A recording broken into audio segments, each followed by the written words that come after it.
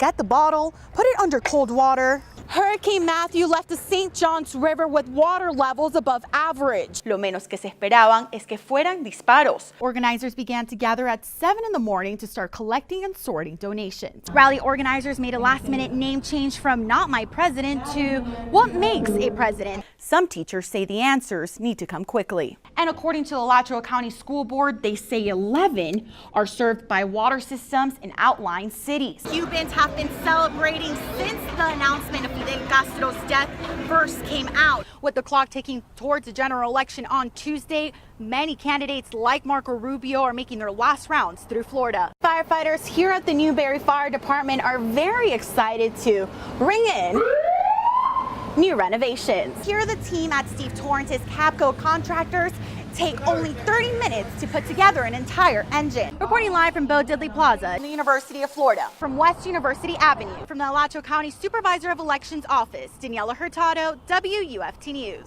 People in Miami remember Fidel Castro as a dictator everyone feared.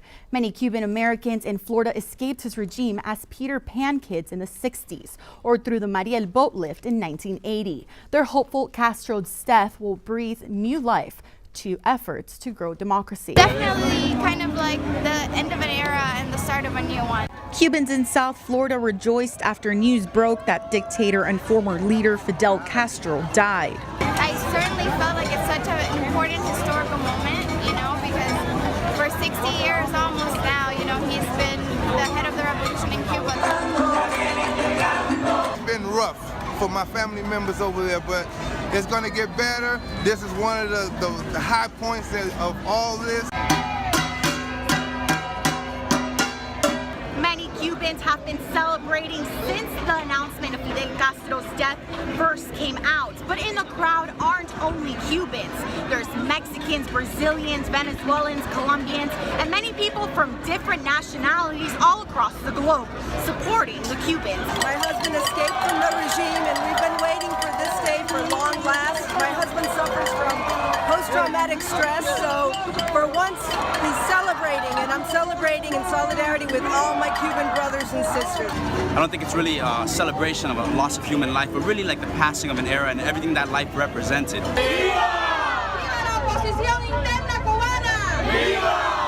Celebrations continued throughout the weekend, and many agree this might be the light at the end of the tunnel. Hopefully it's a shift in the right direction as far as Cuba goes and human rights and freedom and democracy on the island. So we can hope that there's definitely a change for the better. Probably it's not going to mean much for the countries, but the head of this old way of thinking, socialism, communism, at least is going to be over. One man told me that he looks forward to seeing what Trump might do with Cuban relations. There's a hope, and in Spanish, esperanza for society. In Cuba, Castro's brother has ordered 9 days of mourning, but in Miami, Cuban Americans are dancing for joy. A UF Cuban and Caribbean Studies expert who has visited Cuba 48 times told me today that she could see changes coming, but only with a little effort.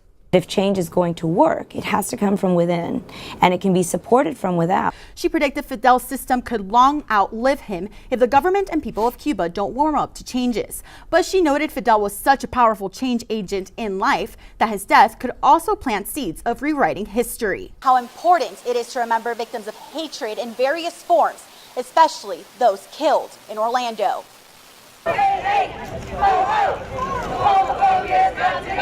Cheers, signs, and pride flags filled the streets of downtown Gainesville. This march hopefully will show people that, you know, we stand together. We have to put the voice of love louder than the voice of hate. I think the march is a great tribute. It's a way to bring everybody together. I'm wearing a ribbon for Pulse. Among the chants and the cheers, many remembered the victims of the Pulse nightclub shooting. I'm going to make sure that their lives were never lost in vain. A year since the worst mass shooting in recent U.S. history. The Pulse massacre was something that affected people across the nation and the world. I was seeing how that community was just devastated, as was this community when it happened. And many in the LGBT community agree. From then to now, we've grown so much. Looking back on the year, it's just reinvigorated our need to bring awareness to how much violence we still face, how much discrimination we still face, and to keep getting the word out that we're here and that we're not going and that we're really proud of who we are.